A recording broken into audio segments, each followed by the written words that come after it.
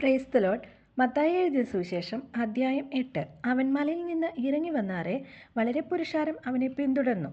അപ്പോൾ ഒരു കുഷ്ഠരോഗി വന്ന് അവനെ നമസ്കരിച്ച്, കർത്താവേ, നിനക്ക് മനസ്സുണ്ടെങ്കിൽ എന്നെ ശുദ്ധമാക്കുവാൻ കഴിയും എന്ന് പറഞ്ഞു. അവൻ കൈനീട്ടി അവനെ തൊട്ടു. എനിക്ക് മനസ്സുണ്ട്, നീ ശുദ്ധമാകാ എന്ന് പറഞ്ഞു. ഉടനെ കുഷ്ഠം മാറി അവൻ ശുദ്ധമായി. യേശു അവനോട്, നോക്കൂ, ആരോടും പറയരുത്. അവർക്ക് സാക്ഷ്യത്തിനായി നീ ചെന്ന് നിന്നെ തന്നെ പുരോഹിതനെ കാണിച്ച് മോശ കൽപ്പിച്ച വഴിപാട് കഴിക്ക എന്ന് പറഞ്ഞു. അവൻ കപർന്നഹൂമിൽ എത്തിയപ്പോൾ ഒരു ശതാധിപൻ വന്ന് അവനോട്, കർത്താവേ, എൻ്റെ ബാല്യക്കാരൻ പക്ഷപാതം പിടിച്ച് കഠിനമായി വേദനപ്പെട്ട് വീട്ടിൽ കിടക്കുന്നു എന്ന് അപേക്ഷിച്ച് പറഞ്ഞു. അവൻ അവനോട്, ഞാൻ വന്നവനെ സൗഖ്യമാക്കും എന്ന് പറഞ്ഞു. അതിന് ശതാധിപൻ, കർത്താവേ, നീ എൻ്റെ പുരയ്ക്കകത്ത് വരുവാൻ ഞാൻ യോഗ്യനല്ല. ഒരു വാക്ക് മാത്രം കൽപ്പിച്ചാൽ എൻ്റെ ബാല്യക്കാരന് സൗഖ്യം വരും. ഞാനും അധികാരത്തിന് കീഴിലുള്ള മനുഷ്യൻ ആകുന്നു. എൻ്റെ കീഴിൽ പടയാളികളുണ്ട്. ഞാൻ ഒരുവനോട് പോകാ എന്ന് പറഞ്ഞാൽ പോകുന്നു, മറ്റൊരുത്തനോട് വരിക എന്ന് പറഞ്ഞാൽ വരുന്നു. എൻ്റെ ദാസനോട് ഇത് ചെയ്യുക എന്ന് പറഞ്ഞാൽ അവൻ ചെയ്യുന്നു എന്ന് ഉത്തരം പറഞ്ഞു. അത് കേട്ടിട്ട് യേശു അതിശയിച്ചു. പിഞ്ചില്ലെന്നവരോട് പറഞ്ഞത്, ഇസ്രായേലിൽ കൂടെ ഇത്ര വലിയ വിശ്വാസം കണ്ടിട്ടില്ല എന്ന് ഞാൻ സത്യമായിട്ട് നിങ്ങളോട് പറയുന്നു. കിഴക്ക് നിന്നും പടിഞ്ഞാറ് നിന്നും അനേകർ വന്ന് അബ്രഹാമിനോടും ഇസഹാക്കിനോടും യാക്കോബിനോടും കൂടെ സ്വർഗരാജ്യത്തിൽ പന്തിക്കിരിക്കും. രാജ്യത്തിൻ്റെ പുത്രന്മാരെയോ ഏറ്റവും പുറത്തുള്ള ഇരുളിലേക്ക് തള്ളിക്കളയും. അവിടെ കരച്ചിലും പല്ലുകടിയും ഉണ്ടാകും എന്ന് ഞാൻ നിങ്ങളോട് പറയുന്നു.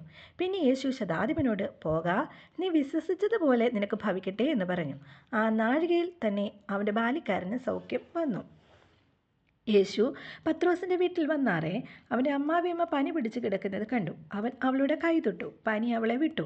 അവൾ എഴുന്നേറ്റ് അവർക്ക് ശുശ്രൂഷ ചെയ്തു. വൈകുന്നേരമായപ്പോൾ പല ഭൂതഗ്രസ്തരെയും അവൻ്റെ അടുക്കൽ കൊണ്ടുവന്നു. അവൻ വാക്കുകൊണ്ട് ദുരാത്മാക്കളെ പുറത്താക്കി സകല ദീനക്കാർക്കും സൗഖ്യം വരുത്തി. അവൻ നമ്മുടെ ബലഹീനതകളെ എടുത്തു വ്യാധികളെ ചുമന്നു എന്ന് യെശയ്യാപ്രവാചകൻ പറഞ്ഞത് നിവൃത്തിയാകുവാൻ തന്നെ. എന്നാൽ യേശു തൻ്റെ ചുറ്റും വളരെ പുരുഷാരത്തെ കണ്ടാറെ അക്കരയ്ക്ക് പോകുവാൻ കൽപ്പിച്ചു. അന്ന് ഒരു ശാസ്ത്രി അവൻ്റെ അടുക്കൽ വന്നു, ഗുരു, നീ എവിടെ പോയാലും ഞാൻ നിന്നെ അനുഗമിക്കാം എന്ന് പറഞ്ഞു. യേശു അവനോട്, കുറുനരികൾക്ക് കുഴികളും ആകാശത്തിലെ പറവകൾക്ക് കൂടുകളുമുണ്ട്, മനുഷ്യപുത്രനോ തലചായ്പാൻ ഇടമില്ല എന്ന് പറഞ്ഞു. ശിഷ്യന്മാരിൽ വേറൊരുത്തൻ അവനോട്, കർത്താവേ, ഞാൻ മുമ്പേ പോയി എൻ്റെ അപ്പനെ അടക്കം ചെയ്യുവാൻ അനുവാദം തരണം എന്ന് പറഞ്ഞു. യേശു അവനോട്, നീ എൻ്റെ പിന്നാലെ വരിക, മരിച്ചവർ തങ്ങളുടെ മരിച്ചവരെ അടക്കം ചെയ്യട്ടെ എന്ന് പറഞ്ഞു. അവൻ ഒരു പടകിൽ കയറിയപ്പോൾ അവൻ്റെ ശിഷ്യന്മാർ കൂടെ ചെന്നു. പിന്നെ കടലിൽ വലിയ ഓളം ഉണ്ടായിട്ട് പടക് തിരകളാൽ മുങ്ങുമാറായി. അവനോ ഉറങ്ങുകയായിരുന്നു. അവർ അടുത്ത് ചെന്ന്, കർത്താവേ, രക്ഷിക്കണമേ, ഞങ്ങൾ നശിച്ചു പോകുന്നു എന്ന് പറഞ്ഞ് അവനെ ഉണർത്തി.